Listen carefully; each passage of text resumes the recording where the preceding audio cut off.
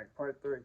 So when you first started martial arts, did you think that this would explode like the way it did, like with the UFC, like the way martial art, like it's pretty much it's taking over, especially this country, how it is, like with the different like variations of martial arts. Right. Like, did you see how this would explode like this, or like you never did you ever think about it, like how this would? No, well, I always liked. I mean, the full contact aspect as far as boxing and kickboxing. Um, I guess it's not as far as America is concerned. It's not our culture that way. You know what I mean? As Mm, far as like samurai and that type of thing, mm, it wasn't our culture that way. You know, where you see people that like to do the samurai sword. You know, and they like to work as far as the weapons and some of the old Okinawan weapons mm, were again that was their culture, which we adopted or people learned, or some of the guys that went overseas in service, military service, who went to Japan, who went to Okinawa, who went to Korea, and brought some of that stuff back. mm, It's understandable. Um, it blew up pretty good, obviously, like you said, in the 60s. Martial arts was there before Bruce Lee, but he really kind of launched it. You know mm, what I mean? Because once everybody saw him, then you get the different styles that came over. Like I said, who came over from Korea? Who brought the Okinawan system, the Japanese system, the Chinese system, or whatever the case is? And there's hundreds and hundreds of styles. Um, I would guess it was just a matter of time where each one, I guess, at the right time. When you're looking at, like I said, my teacher, Joe Lewis, he brought over kickboxing. He was the first full contact kickboxing match in the United States. And mm, again, everything was above the waist for that. What they call PKA, Professional Karate Association. Um, so he was the first one, and a couple other fighters followed in as far as different weight classes that they had. But he fought the first full contact fight. So he went from boxing to kickboxing. Even when you're talking about stuff like um, the bare knuckle stuff, mm, you got a friend, a guy I know, David Feldman, who runs bare knuckle fighting, and people are like, "Well, they give me different opinions." Well, it's kind of brutal. It's like there's no gear. I said, well, if you think about it, that's how the UFC started. mm. Originally, there was no gear. Yeah, yeah, I remember. I And remember that. bare knuckles, I mean, you could grab a guy, you could headbutt him, you could throw him on his head, you could break a knee, break an arm. You know, weight classes, none of that. It was Yeah, just exactly, open division. yeah. So to say that this is, and it's tough. I mean, it's a tough thing. Do I enjoy it? I think I enjoy it more than I dislike it. Mm-hmm. I mean, I think he's taken on a huge project, but it's worked well for him. He's done it. He's done it well, and good guy. He's a nice guy. But I can't say that it's brutal. Well, like I said, it's no more brutal, and it's actually less brutal than when you saw the UFC in the beginning. Like I said, Mm-hmm. whether there was only 5 rules in UFC, I think in the original UFC when they fought. Like you said, no weight division. The only thing Mm-hmm. you couldn't do, you couldn't strike the eyes, you couldn't strike the throat. Even though you could choke a guy, you couldn't hit him in the throat. You couldn't do a fish hook. You couldn't do what they call small joint manipulation. You couldn't grab a finger or toe and Mm-hmm. break that. You know what I mean? And you could bite somebody. Mm-hmm. But other than that, I mean, you got guys on the ground headbutting guys and splitting them open, crushing their Mm-hmm. noses and cheekbones. You could get elbow. You could hit the spine at the time. Guys are getting in the back and they're getting elbowed in the back of the head. You can knee the head. You know, I mean, even on the ground. Now the rule sets have changed a little bit where you can elbow somebody in the ground in the face, but you can't knee them to the head. Mm-hmm. Okay? No more strikes to the back of the neck, nothing behind the ear. So no more strikes to the back of the neck or spine. You can't hit somebody if they're bent over in the back or something like that. Kidney shots. Mm-hmm. So a lot of it is kind of favored the fighter as far as longevity. Yeah. Because again, it was brutal. It's a brutal sport. It's tough. Um, the other aspect of it is when they did come out, that was more reality based as far as what you're going to find on the street. Yeah. I mean, you're going to get guys in the street, they're going to be headbutting you, poking you in the eye, hitting you with a stick. If you're on the ground and they can pick up a bottle or a rock that's next to them, you're getting cracked in a coconut. You know what I Mm-hmm. mean? So there's a lot of aspects to that. The good thing about the UFC, which I thought made everything more well rounded, was boxers and kickboxers found out that once they're taken down, if you had a good ground fighter or a jiu-jitsu practitioner, they knew how to neutralize your strengths. Mm-hmm. Vice versa, if you had a good guy that was on his feet very well aware of takedowns, he would um, show some of the weaknesses in the ground game if a guy couldn't take him down because they're not strikers. Vice versa. Boxers, good inside, but they're not used to clinches, elbows, and knees and leg kicks. Okay? Muay Thai fighters or kickboxers found out they get on the inside, they weren't as strong in the kicking aspect.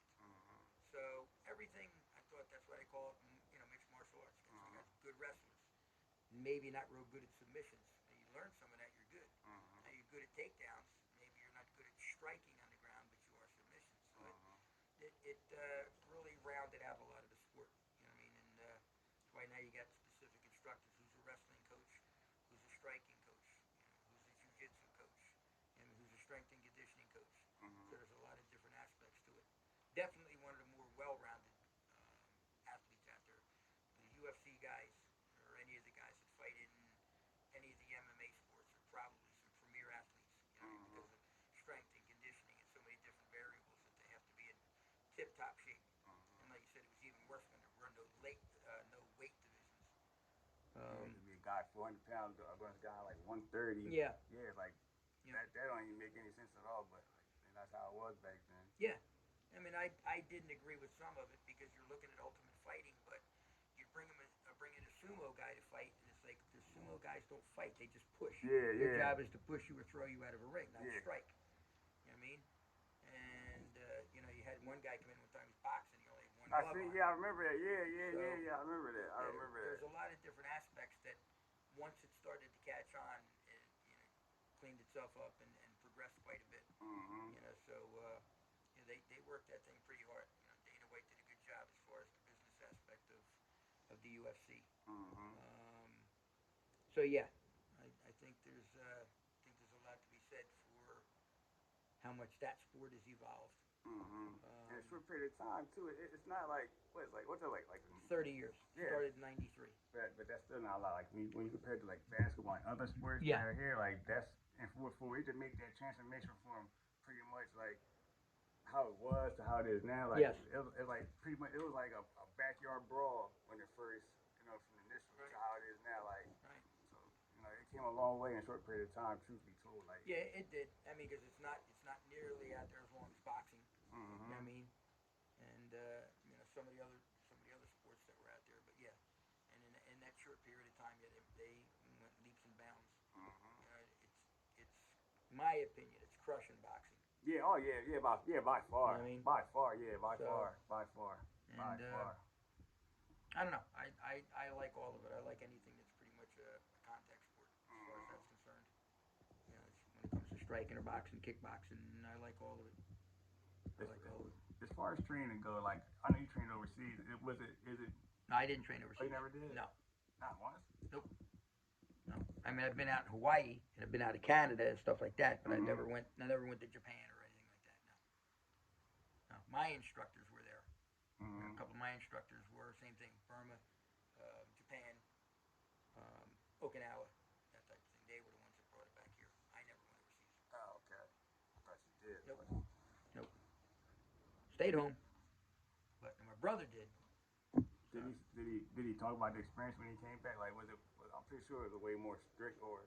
Well, he didn't do as much of it. He wasn't as interested out of the area. He was a Vietnam vet. You know what I mean? But he did more of his training stateside too. So and that was a combination of a guy that did a combination of judo and sabat, which was the French sabat, and a traditional like taekwondo. So that was that base. So did he keep on training like you did, or did he stop and you just kept on going with it? He did a little bit, more when he came back. He did a little bit, but not as much as it wasn't as much of a passion for him when he came back because I think from the war with a lot of the PTSD and different things that you've experienced in jungle fighting and all the other stuff. I think it's just kind of like you know what I mean? That was the last thing on his mind at that point in time. His own things. Yeah, it made a huge negative impact.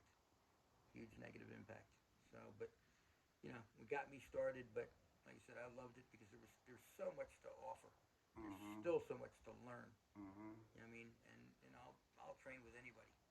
I'll train with, especially when it comes to self-defense techniques. You know what I mean? So it doesn't matter if you got, you know, whether it's a Kempo style or, you know, Okinawan, Japanese, Chinese, I could care less. If I'm learning something, you know what I mean, weapons and that type of thing.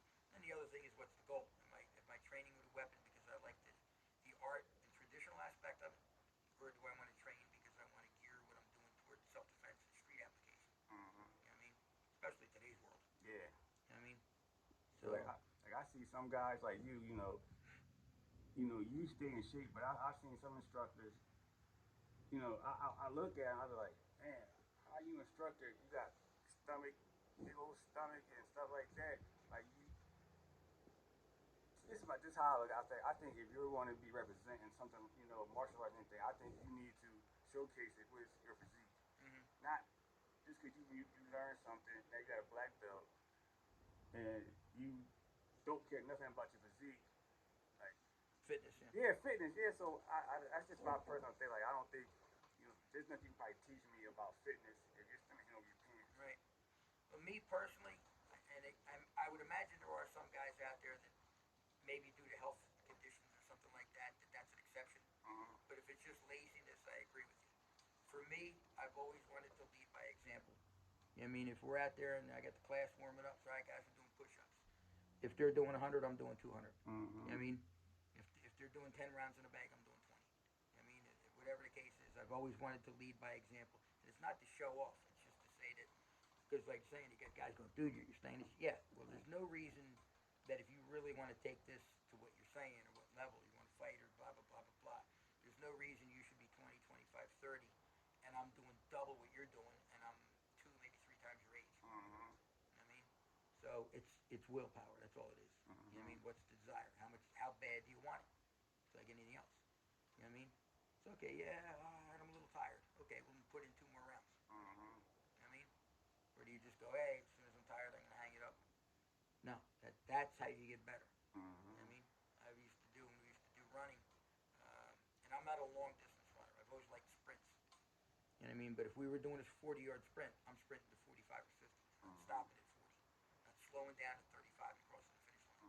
I'm sprinting through the finish line and going another 5 or 10 yards. Same thing if you did the 100. I'm sprinting for 110. I'm not sprinting for the 100. So I always wanted to kind of push the envelope a little bit to get better. You know what I mean? Same thing, like I said, push-ups. I got a goal. All right, all I can get is 10. All right, next week I got to get 15. Next week I got to get 20. You know what I mean? That's what pushed me. But these were personal goals for me to achieve. I didn't care about impressing anybody else. Whatever I do, as hard as I go, is not going to help you. You know, if I'm home sleeping and eating ice cream, it's not going to hurt you. You know what I mean? So everything I did for me. I mean, it did for me to get better. And if people decided to say, hey, I want to try to keep up with you, cool. Then if that's your goal, good. And that would be my goal, is to kind of, help them get to that level. Same thing with my teacher. You know what I mean? I look at him and he admires teaching and his speed, his power, his explosiveness, his technical skills. And you go, that's what I want to do. So what do? You emulate what they're doing. You teach and you train the way they train. You know what I mean? You always bring it up a notch. Now, I'm not going to catch you if I don't put the time in. So, there's plenty of guys out there that looked, and each one had a different aspect as to me going, yeah, I'd like to be able to do that one day. And you use that as like I said, a goal. You know what I mean? And again, it's not to compete against them. It's to use their standard. You know what I mean? Wherever they set the bar for you to kind of reach that. You know what I mean? I don't care about the next guy, because like I said, you've seen it as well as I have. You got guys come in, they're all on fire for 2, 3 months, then they disappear. Yeah. Then they're back in, and they disappear. Well, if you don't have that consistency in anything, in any sport, I don't care if you're dieting. You know what I mean? In anything, if you don't have a consistency, you're not going to ever reach that goal. Too many people want it overnight. Yeah. It's not going to happen overnight. It's not going to happen. You're going to have plateaus. It's like a set of steps. You're going to gain real fast, and then you're going to get stale. Then you're going to gain, then you're going to get stale. If you've been ever on the diet, same thing. When you start your diet, boom, you drop. Then your body acclimates and it stays steady. Then you drop. So it's reversed. It'll slowly go down, but in stages. As the body's metabolism adjusts, you'll make your goals. I've done the same thing lifting. I said, okay, I got to get this weight this many times. And until I get it, I'm not adding weight. I'm not doing anything else. This weight, this many reps. And then all of a sudden, you sit there, and all of a sudden you get it, and then you go boom, boom. I'll be stuck at a weight for like 2, 3 months sometimes. I couldn't get one more rep out of it or whatever. Then all of a sudden, within 3 weeks, you climbed like 25, 30 pounds as the body acclimated. But it's that consistency and that determination and drive to go, no, I'm not hitting the brakes. I'm not back. Are you gonna have good and bad days? Sure. There's days you go in the gym and you feel like you can do great and have a crappy lift. There's days I've gone into the gym and you go, man, I'm tired, but I got to make that commitment and have a great workout. You know what I mean? But if you just, I'm tired, I'm going to stay home. You can do that on a rare occasion. But the consistency is what's going to get you there. And too many people want to get something, they want that instant gratification. Not happening. You know, I want it yesterday. Ain't happening. Yeah, especially in martial arts, like this, this takes time. It's a lot involved with this, a lot. If you can't put the time into it and everything come along with it, you just wasting your time. Like you can't come, one day every 2-3 weeks and train and expect, to be some kind of great fighter. Yep. When you or anything, even a technician or a condition or whatever. It's the old adage: you only get out of it what you put into it. I mean, you put in 3, 4, 5 days a week, you'll get the response. Yeah. You put in 1 day every 2 weeks, you're going to get the same response. That's going to be the results. So, and that's exactly it. You're only going to get out of it what you put into it. Yeah, Bottom line. Like you said, those people, they want to do the bare minimum, expect the maximum results. Yep. Especially nowadays, like they pretty much want something for nothing. Like, nah, nobody's going to do it for you. Like I said earlier, no matter what I do, how hard I train, it's not going to help you. And if I sit around and do nothing but eat ice cream every night, it's not going to hurt you while you're in the gym doing push-ups and sit-ups. You know what I mean? You got to do it for you. And you got to do it for the right reasons. I don't do it for ego. I do it because, like I said, it's a personal goal for me.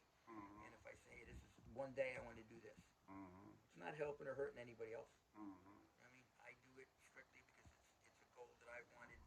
And the other thing you can't do, which a lot of people do, is they set this goal that's like light years away. No, one step at a time. And I've had plenty of people walk in. How long does it take to become a black belt? You ever trained before? Well, no. Well, then if you've never even thrown a kick or punch, I mean, if you've trained somewhere else and you got some experience, fine. But there is no particular time frame. Because we go in, depending upon, like you say, maybe me and you join the gym together. I'm in there twice a week. You're in there 4 days a week. Well, you're going to accelerate faster. You know what I mean? So you might make a black belt in 4 years. It might take me 6. You know what I mean? Because of the pace that we're putting in, the effort that we're putting in. So there is no gauge as far as that's concerned. You know what I mean? It depends on the individual. And some people get in, they acclimate and adjust to the punching skills better than the kicking. Some people the opposite. Maybe they get some good natural flexibility and they gravitate and excel a little bit more in the kicking aspect than they do the punching. Or even with fighting, they're a better offensive fighter than the defensive fighter. So somebody come in, like you said, somebody come in, I trained at this school. Would it be best for them to come like forget everything they learned because the way you train is nothing like somebody trained at this school. Right. So they shouldn't even mention that at all because everything you're doing teach them probably is nothing they learned where it just came from. So there may be some similarities, and again, it depends upon style. Where'd you teach? Okinawa. All right, cool. And we do some stuff that's similar. And I don't tell them, like I said, I don't tell them to forget everything. All we're going to do is add to what you've already got. If you've got this much information, we're going to add to it. That's it. I'm not going to tell you to forget it. Again, maybe what you learned was geared more toward the art aspect of it, where you like the traditional forms and the katas and the weapons and that type of thing. This is completely different. Okay, not going to say forget that. Keep practicing because it's good for conditioning. It's good for leg strength. It's good for cardio. It's good for muscle conditioning as far as good, solid, deep stances and that type of thing. The weapons training. And if not, now you're training without weapons. So there might be two different aspects. But if somebody says, yeah, I boxed, I kickboxed, I did this, okay, just keep an open mind. Because there are guys who say, I do this, can I do this? Absolutely, that's an option. Right now, I want you to do this. Can you do this? Yes. Not now. But yes, good thinking, you got an open mind, you're asking questions. Yes, there's always more than one way to do something. And there's always more than one option or one follow-up. Do I have to throw a jab, cross, hook? No. I can throw a jab, cross, and an uppercut. Throw a jab, cross, and a 45. I I mean? I can throw a jab, cross, roll, come back with a cross, then you know what I mean? Mm-hmm. Instead of throwing a cross, I throw a straight right, which a lot of people don't know. They go jab, cross. You know the difference between a cross and a straight right? So I know difference, yeah. Okay. Because a lot of people don't. They're like, no. When the hand is up, the straight right comes down the middle. That's technically a 1-2. A cross means you're crossing over my arm. You're crossing over my guard. That's why it's Yeah. a cross. And a lot of people go jab, cross, jab, cross. Well, you got to throw it a certain way. It's like a parry, right? It's like you kind of like punching, they punch down, Don't right? even have to. Because you may throw, or I may slide over to the side and throw from here. I'm crossing over your weapon. Or I may bring it in an arc and come over top of your weapon. Oh, okay. I Okay. mean, that yeah, type. It's almost like an overhand, but it doesn't have as much of a arc to yeah. it. Yeah. But it's crossing over your weapon. Yeah. Straight right is right down the middle between the gloves, like Yeah. a straight jab. So 1-2, still a 1-2, but it's an arc or a cross. So, but and again, there's even terminology is different. Yeah. So that's the other reason I have people teach. And we did some footwork one time. What's this? It's called shuffle step. What do you call it? Well, I call it a step drag. Well, what do you call it? Well, I call it a push step. It's the same mechanical movement, but because of style, it's a different name, different terminology. That's all. And you straighten some of this stuff out. You go, all right, shuffle. And the guy will look at it like, oh, well, I know how to do that. Okay, cool. Then we call it this. It's understandable. Different style, different school, different name. But again, the mechanics are the same. So.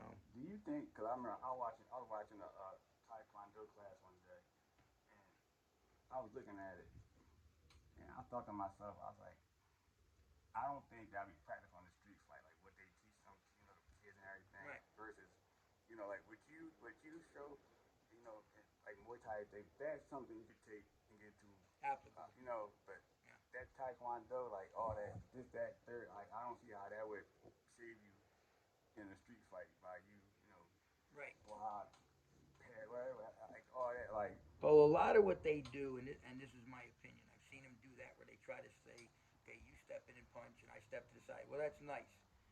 A lot of the movements you see here came from weapons too. It wasn't just a street fight. In other words, you come in and I take a sword and maybe do a down block, or I take a bow and do a down block. It's not always just me using a hand. When we did it with our system, and you saw these different movements, they were geared more toward self-defense application. So it wasn't free fighting like your kickboxing. It was geared more toward when you see something where you saw this. What am I doing? Well, I'm deflecting an arm, then I'm grabbing the arm, then I'm hooking the arm, and then I'm firing a spear hand to the ribs, or I'm firing an inverted punch to the ribs. You know what I mean? Or if you saw this, well, what am I doing? Well, instead of this, I'm doing this. What am I doing? I'm stepping in and using an elbow spike, grab the back of the head, throwing an elbow to the head. So if they don't explain that, and they only see what they call an EPON, one move, boom, boom, boom, boom. That, when I used to teach it, was geared more for hands-on. Somebody grabs your shoulder, knock the arm off, then strike. You know what I mean? Somebody does a chokehold. You know what I mean? What am I doing? This, maybe this. Bring the elbows in to make a break, go to the thumb to the eyes. You know what I mean? So, aside from it just being a one-step, that's where you start. That's for very, very basic people, beginners, so they learn to be able to use angles, movement, and hand techniques with their footwork. It's got to advance from there. Should you ever get into a deep stance? Did you ever punch from the hip in the street? No, that was old style stuff where you'd see guys do that stuff. And again, that's changed.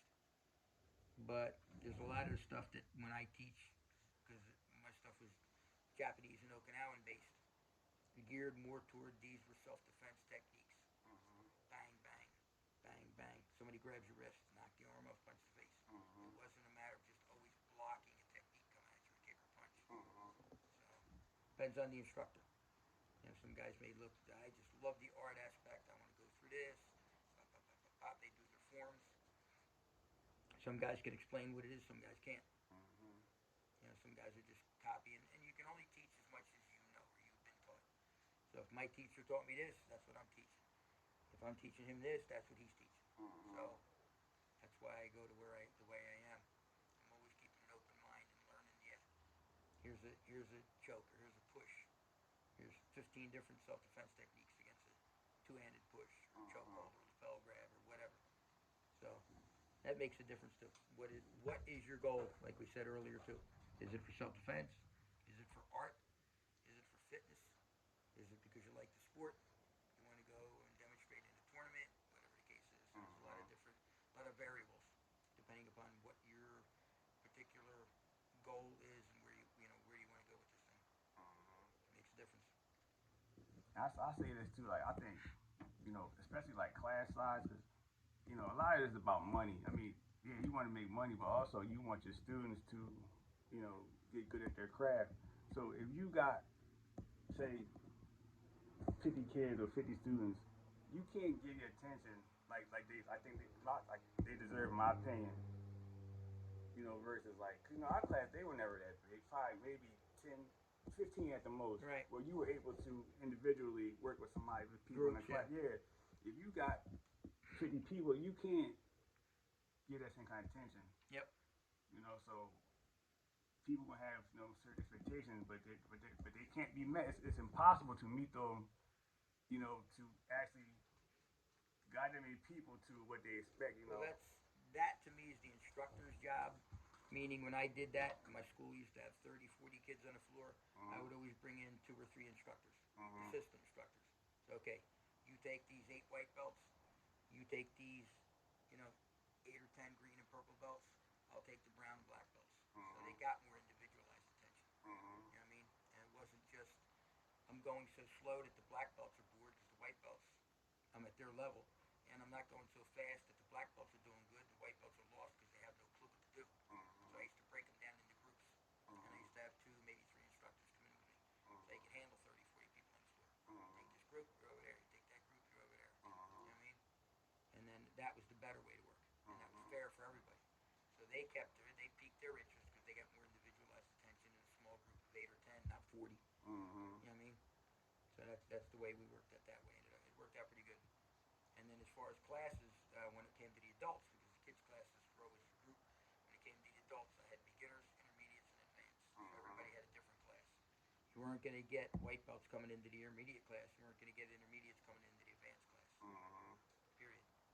I mean, so you had a group of like white and yellow, and orange. Then you had your green and your purple were your intermediate. Then your brown and black were your advanced.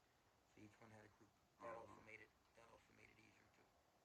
Not only to teach, but made it more efficient. When I get a smaller group, you can move at a faster pace. Yeah, a lot more detail you can cover.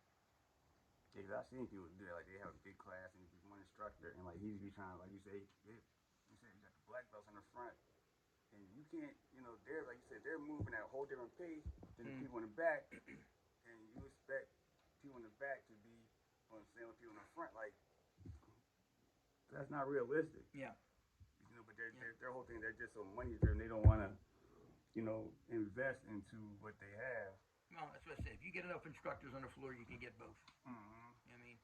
You can get both. You could get a good quality class with proper instruction if you got assistants on the floor, which you should anyway, because when you're teaching, that's what you're doing. If you got the guys that like training, you help them get on the floor and teach at a certain level so they learn how to instruct as well. You know what I mean? And with me being on the floor or somebody else being on the floor, I can watch them and say, okay, here's what I want you to do. Give them this drill, and you watch them teach. All right, I want you to teach this group this, and then I watch you teach. You know what I mean? So I can make sure that you're teaching the way I want it done, so we're all teaching the same way. Doesn't come in one day where we got a class and you're teaching the class one way and he's teaching something else. I'm teaching, so 4 of us teaching 4 different ways. You know what I mean? You want that consistency. Yeah. So that's the other reason you do that. So I'm watching the teaching. You know what I mean? And then I still do that to today. All right, we're in class. All right, Ray, give me a combination. All right, I want a jab, cross, elbow, fish hook, knee. All right, teach it. Now, not only are you going to show it, showing it is one thing. Boom, boom, boom, boom. Okay, well, now teach it. Find out who's making mistakes. Did they make a mistake in the elbow? Did they make a mistake in the fish hook? Yeah, because they grabbed the shoulder, not the neck. You know what I mean? Did they step in the 1-2? No, they didn't. So that's where you get to critique, and fine-tune stuff. Even with your own teaching. Man, I didn't see that. I do that even to today. What are you seeing, guys?